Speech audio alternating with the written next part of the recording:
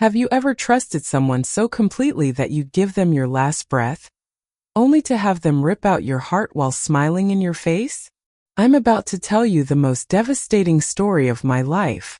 A story about how my own flesh and blood, my baby sister, the girl I raised, protected, and loved more than myself, systematically destroyed everything I had built. She didn't just betray me. She studied me, learned my weaknesses, and then she struck with surgical precision. My name is Elena, and this is the true story of how my sister Victoria stole my husband, manipulated my entire family, took my children, and left me homeless and broken. But here's what she didn't count on. I'm still here. And what happened to her in the end? Well, even I didn't see that coming. If you want to hear stories about real-life betrayal, revenge, and karma that hits harder than any movie script, you're in the right place. Subscribe now because I share these raw, unfiltered true stories every single week. And trust me, you won't want to miss what happens next. Let me take you back 5 years. 5 years ago, I had what everyone would call the perfect life. I was 32 years old, married to my college sweetheart Marcus for 8 years, and we had 2 beautiful children, Emma, who was 6, and little Noah, who had just turned 4. Marcus was everything you'd want in a husband. Successful, attentive, handsome in that rugged way that made other women stare a little too long. He ran his own architectural firm, and I worked as a senior marketing director for a tech company. We weren't billionaires, but we were comfortable. Very comfortable. We lived in a 4-bedroom colonial house in the suburbs with a white picket fence. Yes, literally a white picket fence. I know how cliché that sounds, but it was our dream. We'd spend Sundays making pancakes with the kids, taking them to the park, living the life we'd always imagined. But here's the thing about perfect lives. They make perfect targets. My sister Victoria was 26 at the time, 6 years younger than me, and in many ways I'd been more of a mother to her than our actual mother.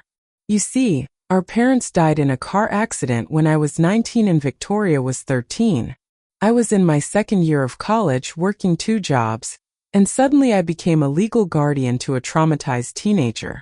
I dropped my dreams of graduate school. I worked myself to the bone. I made sure Victoria had everything: therapy, good schools, college tuition, everything. When she graduated from fashion design school, I was the one crying in the audience. Marcus and I even let her move into our guest house for just a few months, while she got on her feet. Those few months turned into 2 years. I didn't mind. Victoria was my baby sister, the only family I had left. She was beautiful, tall, with these striking green eyes and auburn hair that fell in perfect waves. She had this infectious energy that made people gravitate toward her. Everyone loved Victoria, including my husband, but I'm getting ahead of myself. It started so subtly that I almost missed it. Little things, tiny shifts in the atmosphere that you can't quite name but you can feel in your gut. Victoria started dressing differently. More sophisticated. She'd always been stylish. It was literally her profession. But now she wore these elegant dresses around the house. Not the casual stuff she used to throw on. Full makeup. Hair always perfect. Even at breakfast. Job interviews, she'd say with a bright smile. Got to make the right impression. I encouraged her. Praised her initiative. Told her how proud I was. God, I was so blind. Then there were the conversations with Marcus. They'd always gotten along well. Marcus was warm with everyone, and he treated Victoria like a younger sister. But now they had inside jokes. References I didn't understand. When I'd walk into a room, they'd sometimes stop talking just for a split second, before smoothly continuing the conversation. We were just discussing the renovation plans for the guest house, Marcus would say. Didn't want to bore you with the details. I'd laugh it off. My husband and my sister getting along well? That was a good thing, right? It meant my family was whole. Complete. The first real warning sign came on a Tuesday night in March. I'd been working late on a major campaign pitch and came home around 10 p.m. The house was quiet, the kids were asleep, and I expected to find Marcus in his office or watching TV. Instead, I found the living room empty, the lights in the main house dimmed. I walked toward the guest house, thinking maybe Marcus was helping Victoria with something. The lights were on inside. Through the window, I could see them sitting close together on her couch, sharing a bottle of wine, laughing. Victoria's hand was on Marcus's arm. My heart did this strange little flip, but I pushed the feeling down. They were family. This was innocent. I knocked and walked in. They both jumped slightly, just slightly, and their smile seemed a fraction of a second too late. "Hey, babe," Marcus said, standing up quickly. "We were just discussing Victoria's job situation. She got offered a position at a design firm downtown." Victoria beamed at me. "Elena, I was going to tell you tomorrow. It's such an amazing opportunity." I hugged her, congratulated her, told her how proud I was. But that night, lying in bed next to Marcus, I couldn't shake this cold feeling in my chest. "You've been spending a lot of time with Victoria," I said carefully. Marcus turned to me, his face genuinely confused. "What do you mean?" "She's your sister. She's going through a transition. I'm just trying to help where I can." "I know. I appreciate that. I don't know." "Never mind." He pulled me close, kissed my forehead. "Elena, you're stressed from work. That pitch has been consuming you. Maybe you should take some time off after it's done. We could go on a vacation. Just you and me." I felt guilty for even bringing it up. Marcus was right, I was stressed. I was seeing problems where there were none. That guilt would haunt me for years. The pitch presentation happened 3 weeks later. It was the biggest campaign of my career, a multi-million-dollar account that would make or break my promotion to VP. I'd been working 16-hour days, barely seeing my family, pouring everything I had into this one moment. The presentation was scheduled for 2 p.m. on a Thursday. That morning, I woke up at 5 a.m. to practice one more time. Marcus was still asleep. I kissed him goodbye, whispered, "I love you," and headed to the office. The presentation went flawlessly. By 4 p.m., I had the account and the promotion. I was floating on air. I tried calling Marcus to share the news. No answer. I tried Victoria. No answer. I figured they were probably both busy. I decided to surprise everyone. I stopped by the bakery and got Emma and Noah's favorite cupcakes, picked up Marcus's favorite scotch, and headed home by 5:30 p.m. I was going to make this a celebration to remember. The house was quiet when I arrived. Too quiet. Marcus's car was in the driveway. So was Victoria's. I walked through the front door, arms full of celebration supplies, calling out, "I'm home, and I have incredible news." Silence. I set everything down in the kitchen and headed upstairs. Maybe Marcus was napping.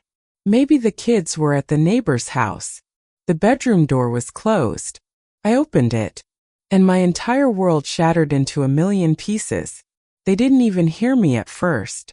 Marcus and Victoria. In my bed. In the bed where I'd slept next to my husband for 8 years. In the bed where we'd conceived our children. In the bed where we'd held each other through nightmares and whispered promises of forever. My sister's auburn hair was spread across my pillow. My husband's hands were tangled in that hair. The sound that came out of me wasn't human. It was something primal. Something broken. They sprang apart. Victoria's face went white. Marcus scrambled to cover himself, his expression a mixture of horror and something else, something that looked almost like relief. "Elena," he started. I couldn't breathe. The room was spinning. I backed out of the bedroom, down the stairs, my legs barely holding me up. I could hear them scrambling, calling my name, but it sounded like it was underwater. Distant. Unreal. I made it to my car. I don't remember driving. I don't remember where I went. I just drove. For hours I drove through the city, through the suburbs, down highways that led nowhere. My phone was ringing constantly. Marcus. Victoria. Marcus. Victoria. The pattern repeated until the battery died. When I finally stopped driving, I was parked outside a 24-hour diner on the outskirts of town. It was 1 a.m. I walked inside on autopilot, sat down in a booth and ordered coffee I never drank. The waitress, an older woman with kind eyes and a name tag that said Ruth, looked at me with such compassion that I started crying. Right there in that fluorescent-lit diner, I broke down completely. Ruth sat down across from me. She didn't say anything. She just held my hand while I sobbed. "Husband?" she finally asked quietly. I nodded. "Sister," I choked out. Ruth's expression darkened. "Oh, honey, that's the worst kind of betrayal. Double betrayal. The two people who are supposed to protect you." She was right. If it had just been Marcus, that would have been devastating enough. If it had somehow been just Victoria, though I couldn't even imagine how that would work, that would have destroyed me. But both of them? Together? It wasn't just infidelity. It was a complete annihilation of my reality. Every family dinner, every holiday, every moment of the past 2 years where the three of us had been together. I now had to re-examine all of it through this new horrifying lens. How long had this been going on? Had they been laughing at me? Had Victoria been sleeping in my guest house, eating at my table, playing with my children, all while sleeping with my husband? The questions ate at me like acid. I returned home at dawn. I'd made a decision somewhere between my third and fourth cup of diner coffee. I was going to face this head on. I was going to get answers. And then I was going to figure out how to rebuild my life. Marcus was sitting at the kitchen table, still in the same clothes from yesterday, looking like he hadn't slept. When he saw me, he stood up so fast his chair fell backward. "Elena." Thank God. I was so worried. I almost called the police. "Where's Victoria?" My voice sounded strange. Flat. Dead. She left. She went to a hotel. "Elena, please let me explain." "How long?" He closed his eyes. "Elena." "How long, Marcus?" 6 months, he whispered. 6 months. Half a year. While I'd been working to support our family, to secure our future, he'd been sleeping with my sister under my own roof. "It just happened," he continued, words tumbling out fast now. "We didn't plan it. One night you were working late and Victoria was upset about something and we were talking and we had wine and it just happened. And then we tried to stop, but you couldn't," I finished bitterly. "Because you were in love." He didn't deny it. That's what broke me all over again. He didn't deny it. "I love you too," he said desperately. "You're my wife, the mother of my children. I never wanted to hurt you. This whole thing is it's a mess. It's complicated." "It's not complicated," I said, my voice gaining strength. "You betrayed me. You both betrayed me. In the worst way possible." "What do you want me to do?" he asked, and I saw tears in his eyes. "I'll do anything. I'll cut off all contact with Victoria. We'll go to counseling. We'll move. Whatever you need." I looked at this man I'd loved since I was 20 years old. This man who'd promised to forsake all others. This man who'd held our babies when they were born and promised to be the best father in the world. And I realized I didn't know him at all. "I want you to leave," I said. "Pack a bag. Get out of my house. Today. Elena, the kids. Don't you dare." My voice cracked. "Don't you dare use our children as an excuse. You should have thought about them before you decided to fuck my sister in our bed." He flinched at the vulgarity. Good. I wanted him to hurt even a fraction of what I was feeling. "I'll go to a hotel," he said quietly. "But we need to talk about this. About custody. About." "Get a lawyer," I interrupted. "I'm filing for divorce." The word hung in the air between us. Divorce. The end of everything we built. Marcus left that afternoon. I told the kids he was on a business trip. They were too young to understand what was really happening. Emma asked why I'd been crying, and I told her I was just tired. She hugged me so tight, my little 6-year-old, trying to make Mommy feel better. If only she knew that Mommy's entire world had just collapsed. The next few weeks were a blur of lawyers, paperwork, and increasingly hostile negotiations. Marcus wanted 50-50 custody. I wanted full custody. Marcus wanted to split assets evenly. I wanted him to have nothing. But here's where things got truly dark. Victoria called me 2 weeks after D-Day. I shouldn't have answered, but I did. "Elena," she said, her voice soft. "Please. Let me explain. Let me apologize." "There's nothing to explain," I said coldly. "I love him." Her voice was barely a whisper. "I know that's the worst thing I could say to you right now, but it's true. I didn't want this to happen. I tried to fight it. But Elena, I love him. And he loves me." Something inside me snapped. "You love him." I laughed, and it was a horrible sound. "You don't even know what love is, Victoria. Love doesn't destroy people. Love doesn't betray the one person who sacrificed everything for you. I raised you. I gave up my dreams for you. I was more of a mother to you than our actual mother, and this is how you repay me." "I know what you did for me," she said, crying now. "I know, and I'll never be able to thank you enough. But I can't help how I feel. Neither can Marcus. Sometimes love just happens. Love doesn't just happen between a married man and his wife's sister." I shouted. "That's not love, Victoria. That's betrayal. That's selfishness. That's you taking something that was never yours to take." "He was unhappy," Victoria said, her voice harder now. Defensive. "He told me. You were always working. Always putting your career first. You weren't there for him emotionally. I was." The gaslighting was breathtaking. Suddenly this was my fault.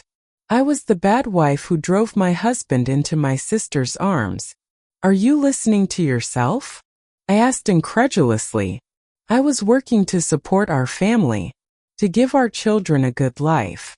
And while I was doing that, you were seducing my husband. Don't you dare try to make this my fault." "I'm not trying to make it your fault," Victoria said.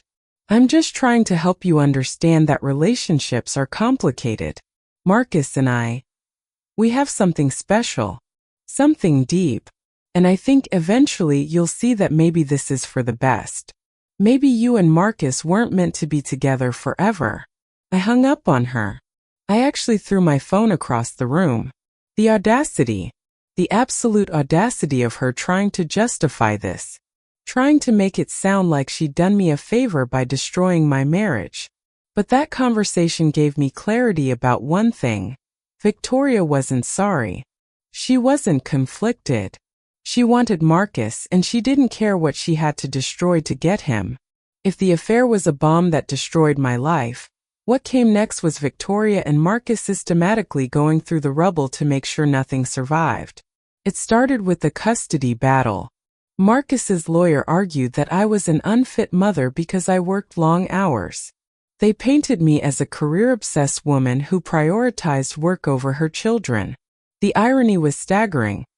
I'd worked those hours to provide for our family, including supporting Victoria for 2 years.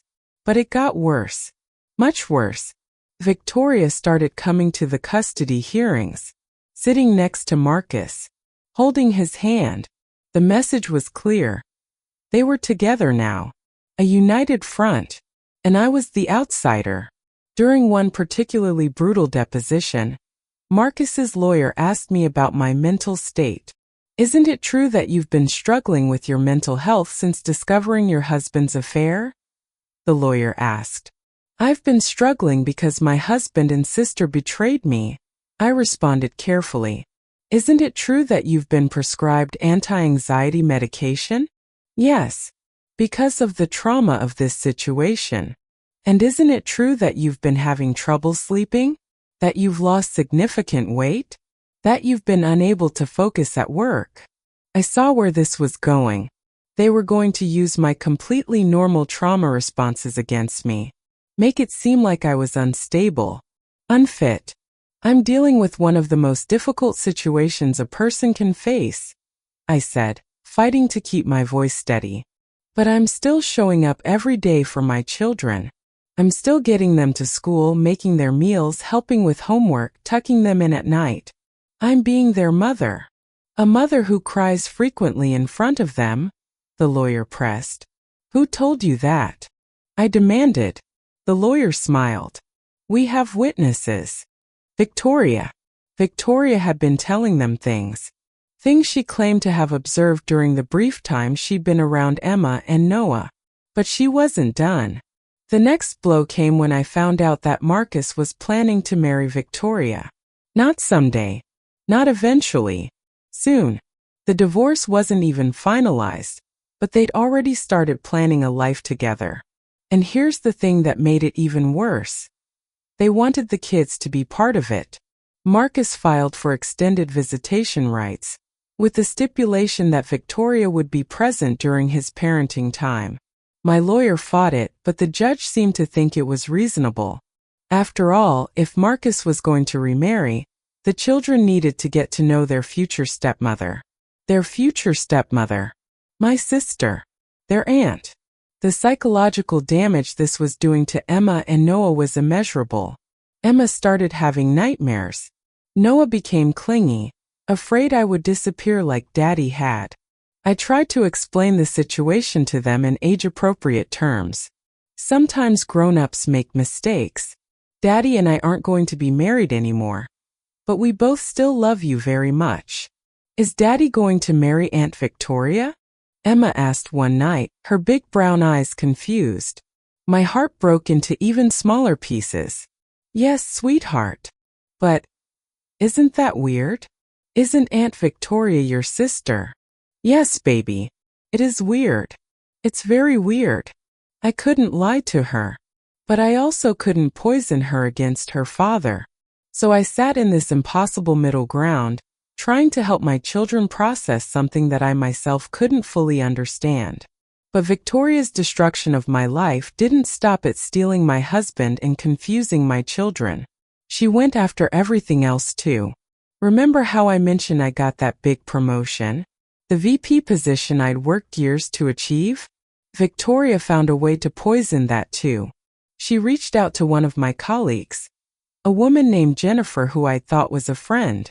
Somehow, Victoria convinced Jennifer that I'd been having an affair with our mutual boss. It was a complete lie, but Victoria was convincing. She always had been. Jennifer reported this affair to HR. There was an investigation. My boss and I were both questioned extensively.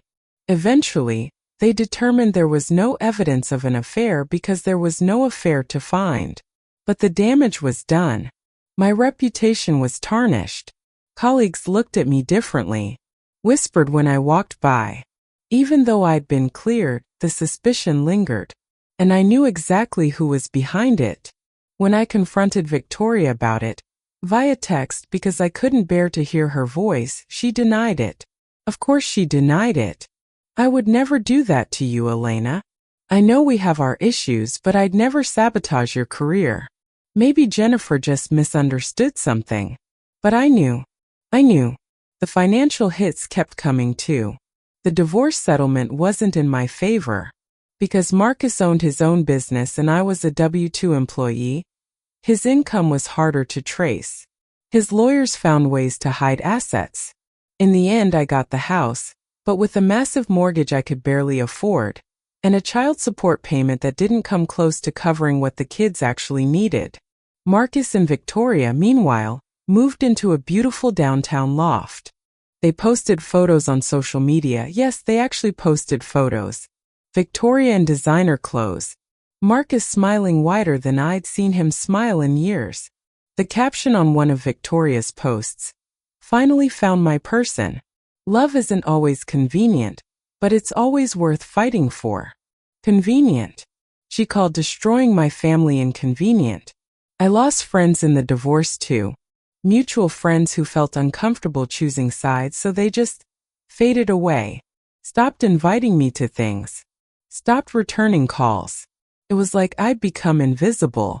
The lowest point came about 8 months after the affair was discovered.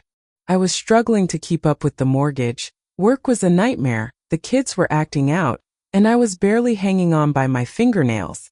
I had a breakdown. A real one. I was at the grocery store trying to decide between 2 brands of cereal because one was cheaper but the kids preferred the other, and I just couldn't make the decision. I stood there in the cereal aisle crying, unable to choose between 2 boxes of cereal. A store employee had to help me to my car. I sat in that parking lot for 2 hours, unable to move. That night, I seriously considered ending everything. The pain was too much. The betrayal was too deep. And I couldn't see a way forward that didn't involve more pain. But then Emma crawled into bed with me. She didn't say anything. She just curled up against me, her little hand on my arm, and fell asleep. And I realized that I couldn't give up. Because those 2 children needed me. I was all they had. Marcus and Victoria had destroyed me, but I wouldn't let them take my children's mother away too. So I survived. 1 day at a time. Sometimes 1 hour at a time. Marcus and Victoria got married exactly 1 year and 2 weeks after I found them in my bed. The divorce had been finalized for 3 months. They sent me an invitation. Can you believe that? An actual wedding invitation. Marcus and Victoria request the honor of your presence. I laughed when I opened it. A hysterical, borderline manic laugh that scared even me. They actually thought I would come to their wedding. Or maybe they sent it to torture me. I honestly don't know which is worse. Emma and Noah were in the wedding. Marcus insisted, and legally I couldn't stop him during his custody time. Emma was a flower girl. Noah was the ring bearer. I had to help them get ready that morning before Marcus picked them up. Emma looked so beautiful in her little white dress. She twirled in front of the mirror, excited, as children are for any excuse to dress up and celebrate. "Do you think Daddy will like my dress?" she asked. "He'll love it, sweetheart," I said, forcing a smile. Noah was more hesitant. "Mommy, are you sad that you can't come to the wedding?" My heart shattered. Again. For the 1,000th time. "I'm not sad, baby. Today is about Daddy and Aunt Victoria. You go have fun, okay? But Aunt Victoria isn't going to be Aunt Victoria anymore, right? She's going to be our stepmom." "That's right." He thought about this for a moment. "That's weird." "Yeah, buddy. It is weird." Marcus picked them up at 2 p.m. He looked good. I hated that I noticed. New suit. Fresh haircut. Happy. He had the decency to look slightly uncomfortable when he saw me. "They look great," he said. "Thank you for getting them ready. They're my children." Of course I got them ready. An awkward pause. "Elena, I know this is hard. You have no idea how hard this is," I interrupted. "You get to be happy. You get to marry the woman you love and start your new life. I get to stay home alone while my children attend a wedding that celebrates the destruction of their family. It's not. Just go, Marcus. Just go." He left with Emma and Noah. I watched them drive away. Then I went inside, poured myself a glass of wine, and opened my laptop. I wish I could say I spent that evening doing something productive. But I didn't. I spent 5 hours scrolling through Victoria's social media, looking at wedding photos that guests were posting in real time. Victoria looked stunning. Of course she did. Dress probably cost more than my monthly mortgage payment. Hair and makeup flawless. And the smile on her face radiant. Genuinely happy. She'd won. She'd taken everything from me and won. The photos of Emma and Noah were the worst. They looked happy too. Smiling. Dancing. Noah was sitting on Victoria's lap in one photo, and she was kissing his forehead. That should have been me in those photos. Not as the bride, God no, but I should have been there for my children. I should have been the one they came home to and told stories to about the fun they had. But I was alone in my house, drinking wine, crying over social media photos. That night I hit rock bottom. I typed out messages to Victoria that I never sent. Terrible things. Horrible things. Things I'm ashamed of even thinking. I typed out messages to Marcus too, begging him to tell me why I wasn't enough. Why he'd chosen her over me. What was wrong with me that he'd had to go looking elsewhere. I didn't send any of them. Instead, I eventually passed out on the couch, the laptop still open on Victoria's wedding photos. When Emma and Noah came home the next day, they were full of stories. Mommy, there was this huge cake. Mommy, Victoria, she danced with me. Mommy, Daddy said we can go to their new house next weekend and they have a pool. I smiled. I nodded. I acted happy for them. And then when Marcus finally left and they went to play in their rooms, I locked myself in my bathroom and sobbed into a towel so they wouldn't hear. For the next 6 months, I focused on survival. I worked. I took care of Emma and Noah. I went to therapy finally. I started rebuilding my life piece by piece. It was during this time that I started to hear whispers, little things, comments from mutual acquaintances, odd looks when I'd run into people who knew Marcus and Victoria. First, I dismissed it. But then one of my former friends, a woman named Sarah who distanced herself during the divorce, reached out to me for coffee. We met at a cafe on a rainy Saturday morning. Sarah looked uncomfortable, fidgeting with her coffee cup. I probably shouldn't be telling you this, she started. But I felt terrible about how things went down. How I just disappeared when you needed support. It's okay, I said, though it wasn't. No, it's not. I was a coward. She took a deep breath. I wanted to tell you. Things aren't great with Marcus and Victoria. My heart did this weird skip. What do you mean? They fight. Like a lot. My husband plays golf with Marcus and apparently Marcus has been different, stressed, short-tempered. And Victoria. Sarah leaned in closer. I've run into her a few times. She's not the glowing newlywed you'd expect. She seems anxious. Paranoid even. Paranoid about what? Sarah hesitated. About Marcus. About whether he's being faithful. The irony was almost too perfect. She's worried he's cheating? I asked, trying to keep my voice neutral. Apparently, he works late a lot. He's been taking business trips without her. And Victoria has made comments to mutual friends about how she can't shake this feeling that something's wrong. I should have felt vindicated. I should have been happy that they were suffering even a fraction of what they'd put me through. But instead I felt empty.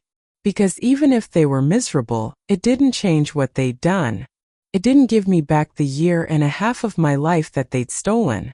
It didn't heal the trauma they'd inflicted on my children. Why are you telling me this? I asked Sarah. She looked down at her coffee. Because I think you deserve to know that karma exists. And because I wanted to say I'm sorry. I should have been there for you. We didn't become close friends again. Too much water under that bridge.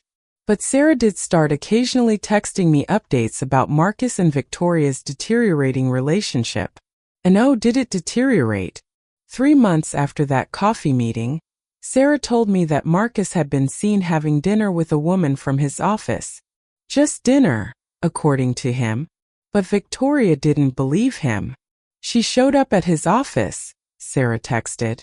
Made a scene. His employees saw everything. For months after that, they were in couples counseling.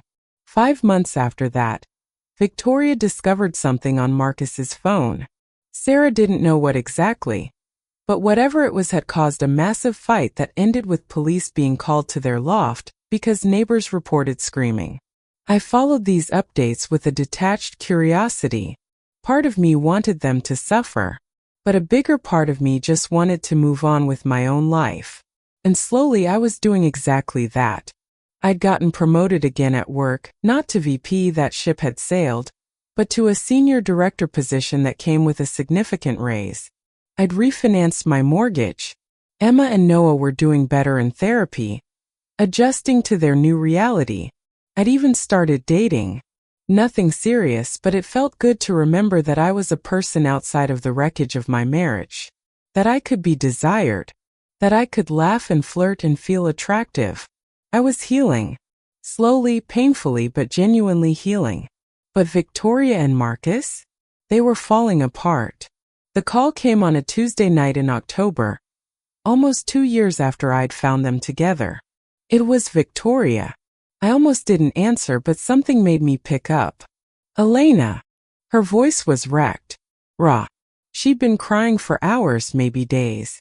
What do you want, Victoria? I need to talk to you. Please. I know I have no right to ask for anything from you, but please. Can we meet? Every instinct told me to hang up, but curiosity won. Fine. Tomorrow. The cafe on Main Street. 2 p.m.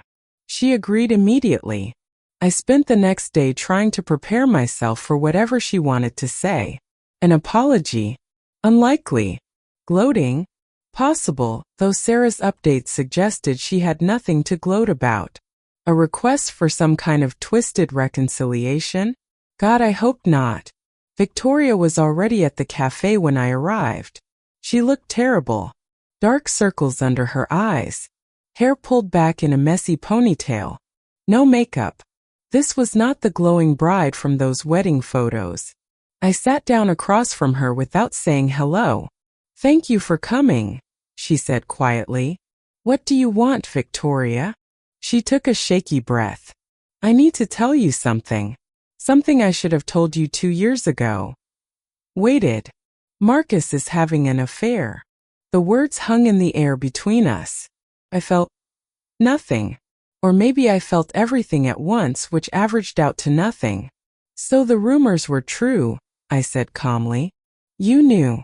She looked surprised. I'd heard things. I wasn't sure if they were true. It's true. Tears started flowing down her face. It's been going on for at least 6 months. With someone from his office. A junior architect. She's 25 years old, Elena. 25. The irony was so thick you could cut it with a knife. Victoria was 31 now. When she'd started her affair with Marcus, she'd been 26. And now he was doing to her exactly what they'd done to me. I'm sorry this is happening to you, I said, and I meant it. Sort of. In a very complicated way. No, you're not, Victoria said bitterly. You probably think I deserve this. Do you? She flinched. Yes, I do.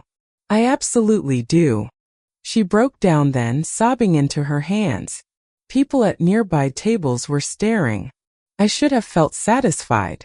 I should have been relishing this moment. But instead I just felt tired. Victoria, I said quietly, why are you telling me this? Why did you need to see me? She looked up at me, mascara running down her face even though she wasn't wearing makeup. Old tears, I realized. Yesterday's makeup that she'd cried through and never washed off. Because I need you to know that you were right, she said. About everything. What Marcus and I did to you, it was unforgivable. It was cruel. It was selfish. And I've spent the last 2 years trying to convince myself that it was worth it. That what we had was special. That it was real love, not just betrayal. I offered. Yes. She wiped her face. I've been living in your nightmare, Elena. I know what it feels like now. To have the person you love betray you. To feel like you're going crazy because you know something's wrong but they keep denying it. To find evidence and have them gaslight you about it. I know what it feels like to have your world collapse. Good, I said, and my voice was cold. Now you know what you put me through. I know, she whispered. And I'm so sorry. I know that doesn't mean anything. I know sorry doesn't fix what I destroyed. But I need you to hear it. I need you to know that I understand now. I understand what I took from you. We sat in silence for a long moment. What are you going to do? I finally asked. Divorce him. Obviously. She laughed bitterly. The marriage lasted less than 2 years. We didn't even make it to our 2nd anniversary. And the whole time, The whole time I was so paranoid. Because I knew that if he could cheat on you with me, he could cheat on me with someone else.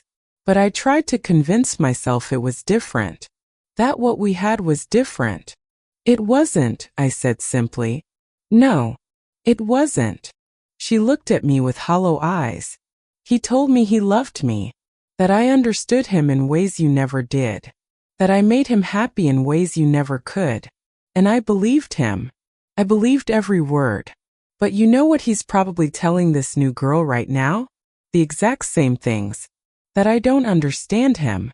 That I don't make him happy. That she's different. The truth of it settled over both of us. Marcus wasn't a man who'd made one mistake.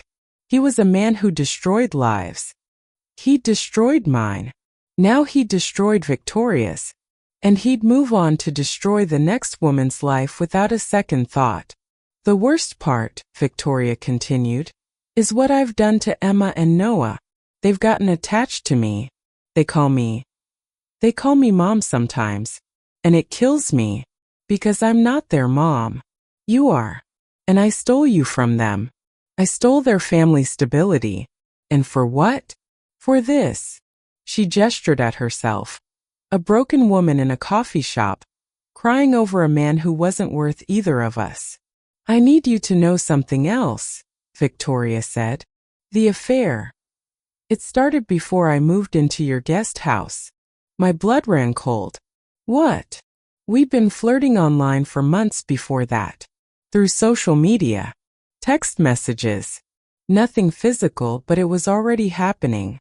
The whole time I was asking if I could stay with you, I was already pursuing your husband. Moving into your guest house was my idea. I engineered it. The betrayal suddenly had a whole new dimension. It wasn't just opportunity. It was premeditated. Why? I asked, my voice barely above a whisper. Why would you do that? I was jealous, she said simply. Of your life. Your perfect house. Your perfect family. Your perfect husband. I'd always felt like I was in your shadow. You were the responsible one. The successful one. The one who had it all figured out. And I was just the screwed up little sister you had to take care of. I wanted what you had. I wanted to prove I could have it. So you took it, I said. Yes, I took it. And it turns out it wasn't even worth taking. After that meeting with Victoria, something in me shifted. I didn't forgive her. I'm not sure I ever will. But I stopped carrying the active hatred. It was exhausting. And seeing her so broken, I realized that karma had already done its work. But the universe apparently wasn't done with its revenge tour. 2 months after that coffee meeting, I got a call from Marcus's business partner, David. David and I had always gotten along well before the divorce, but we'd fallen out of touch afterward. Elena, I need to talk to you about something, David said. Are you free to meet? We met at his office that evening. David looked uncomfortable, which immediately put me on edge. What's going on? I asked. I don't know if you've heard, but Marcus and Victoria are getting divorced, he started. I heard. Right. Well, there's more to it than the affair. David pulled out a folder. I've been doing some financial audits of the company. Standard stuff. But I found some irregularities. He opened the folder and showed me spreadsheets. Rows and rows of numbers that meant nothing to me at first. Marcus has been embezzling from the company, David said bluntly. For years. Since before you two divorced. I stared at him. What? He's been siphoning money through fake vendor accounts, inflating project costs and pocketing the difference. Conservative estimate? He's stolen close to $800,000 over the past 4 years. My mind reeled. During our divorce, Marcus's lawyers had argued that the business was struggling, that he couldn't afford higher child support payments, that I was being unreasonable in my financial demands. And the whole time he'd been hiding nearly $1 million. I'm going to the police, David said. But I wanted to tell you first. Because this impacts your divorce settlement. You got screwed, Elena. He hid assets. He lied about his financial situation. You have grounds to reopen the divorce case. I hired a forensic accountant the next day, and over the following weeks, we uncovered the full extent of Marcus's fraud. Not just embezzlement from the business, but hidden bank accounts, investment properties he'd never disclosed, even a trust fund he'd inherited from a grandmother and never told me about. During our marriage, he'd probably had 3 times the assets he'd claimed to have. And during our divorce, he'd committed financial fraud to avoid sharing them with me. My lawyer was practically gleeful. This is one of the most clear-cut cases of fraud I've ever seen. We're going to destroy him in court. And we did. The case was reopened. Marcus fought it at first, but the evidence was overwhelming. In the end, he agreed to a settlement to avoid criminal charges for the embezzlement. I got a lump sum payment of $400,000, back child support and assets he should have disclosed during our divorce. I got increased monthly child support. I got more custody time because the judge was furious about Marcus's financial fraud and how it had impacted the original custody determination. But the real karma? Marcus lost everything else. David pressed charges for the embezzlement. The architectural firm fired him. His professional license was suspended. His reputation in the industry was destroyed. The loft he and Victoria had lived in had to be sold to cover legal fees and restitution. Victoria, who just divorced him, got almost nothing because they'd only been married for 2 years and she'd signed a prenup. A prenup that Marcus had insisted on to protect his business interests. The junior architect he'd been having an affair with? She left him the moment the financial scandal broke. Apparently, she wasn't interested in a disgraced, broke, middle-aged man facing potential jail time. Marcus ended up moving into a small apartment on the outskirts of town. His visitation with Emma and Noah became supervised because I'd also uncovered that during some of his business trips, he'd left the kids alone in the loft while Victoria was out, another thing he'd hidden from the courts. Within the span of 6 months, Marcus went from successful architect with a beautiful wife and comfortable life to unemployed, divorced, disgraced, and potentially facing criminal charges. I didn't do any of this for revenge. I did it because it was the right thing to do, to get what I was legally owed, to protect my children, to hold him accountable for his fraud. But watching it all unfold? I won't lie. There was satisfaction in it. It's been 3 years now since I found Marcus and Victoria together. 3 years since my life imploded. Emma is 10 now. Noah is 8. They're doing well, all things considered. They see Marcus every other weekend, supervised visitation at a family center. They don't really ask about Victoria anymore. She moved to another state about a year ago, trying to rebuild her life. We don't talk. I eventually got the VP position I'd worked for. Different company, better fit. The salary allowed me to completely pay off the mortgage on the house. It's ours now, free and clear, me, Emma, and Noah. I'm dating someone. His name is Thomas. He's kind, patient, and has no connection to my past life. He knows the whole story. I was upfront about it from the beginning, and he didn't run away. We're taking things slow, but for the first time in years, I can see a future that looks happy. The other day, Emma asked me, "Mom, do you still love Daddy?" It was such a simple question, but it made me pause. "I love who he was when we first met," I said carefully. "I love the father he was to you before everything changed. But the person he is now? No, sweetheart. I don't love that person. And that's okay.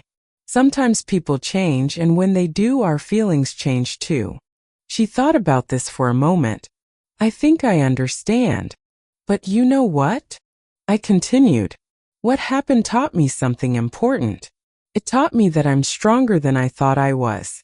It taught me that I can survive things I didn't think I could survive. And it taught me that the only person's actions I can control are my own." Noah, who'd been pretending not to listen while playing with his Legos, piped up. "Does that mean you're not sad anymore?" I smiled at him. "My sweet, perceptive boy. I'm not sad anymore," I said. And it was true. The sharp, cutting pain of betrayal had dulled to a manageable ache. Some days I didn't feel it at all. "Are you happy?" Emma asked. I looked around our living room, at the life I'd rebuilt from scratch, at these two beautiful children who'd gotten me through the darkest period of my life, at the future stretching ahead of us, uncertain but full of possibility. "Yeah, baby. I'm happy." And I meant it. Marcus texts me occasionally, usually about the kids, but sometimes he tries to engage me in conversation about other things. I keep it brief and cordial. He's no longer the center of my universe. He's just my children's father, someone I need to co-parent with and nothing more. Victoria sent me a letter a few months ago. A real letter, handwritten, 8 pages long. In it, she apologized again more thoroughly. She explained that she'd been in therapy, working through her jealousy issues and her tendency to compete with me. She said she understood if I never forgave her, but she wanted me to know that she thought about what she'd done every single day. I read the letter once. Then I put it in a drawer. I might read it again someday, or I might not. The truth is, I've realized that forgiveness isn't something I owe anyone. Not Victoria. Not Marcus. Forgiveness isn't about them anyway. It's about me. And I've forgiven them in the sense that I no longer want them to suffer. I no longer need revenge. I no longer actively wish for their destruction. But I also don't need them in my life. And I'm okay with that. Sometimes late at night when Emma and Noah are asleep and the house is quiet, I think about everything that happened. And I feel this weird sense of gratitude. Not for the betrayal, God, no. But for what came after. Because I learned things about myself I never would have learned otherwise. I learned I was capable of surviving the unsurvivable. I learned I could stand on my own. I learned that I didn't need someone else to complete me. I learned that I am enough all by myself. And honestly, that's worth more than any revenge could ever be. If you're going through something similar, if someone you loved and trusted has betrayed you, I want you to know something. You will survive this. I know it doesn't feel like it right now. I know the pain is so intense that you can barely breathe. I know you're wondering how you'll get through today, let alone tomorrow or next week or next year. But you will. The person who betrayed you wants you to believe that they were essential to your happiness. That without them, you're nothing. That you should be grateful they stayed as long as they did. Don't believe it. You are not diminished by their absence. You are not less than you were before. If anything, you're more because you've survived what they did to you, and survival is its own kind of strength. And here's the thing about karma. It's real. Not always in the dramatic, movie-worthy ways we fantasize about. Sometimes karma is just the natural consequences of people's choices catching up to them. Sometimes karma is watching someone who destroyed your life slowly destroy their own life with the same patterns and choices. You don't need to engineer revenge. You don't need to plot and scheme. You just need to focus on your own healing and rebuilding. The universe has a way of handling the rest. Marcus lost everything, his reputation, his career, his family, his dignity. Victoria lost everything too. Her sister, her self-respect, the marriage she destroyed another marriage to get. And me? I gained everything. Peace. Strength. A new life built on a foundation that's actually solid. That's the real revenge story. Not me destroying them, but me rebuilding me. So if you're watching this video because you're going through betrayal right now, here's what I want you to do. Take a deep breath. Acknowledge the pain. Feel it fully. Don't try to push it away or pretend you're fine. Then make one small decision to move forward. Just one. Maybe it's calling a lawyer. Maybe it's telling a trusted friend what happened. Maybe it's just getting out of bed and taking a shower. One small decision. Then another. Then another. And before you know it, you'll look back and realize you've traveled miles from where you started. You've got this. Promise you've got this. Thank you for listening to my story. If it helped you in any way, please subscribe to this channel. I share real stories of betrayal, survival, and rebuilding every week. You're not alone in this. We're all survivors here. And remember, the best revenge is living well. So go live well.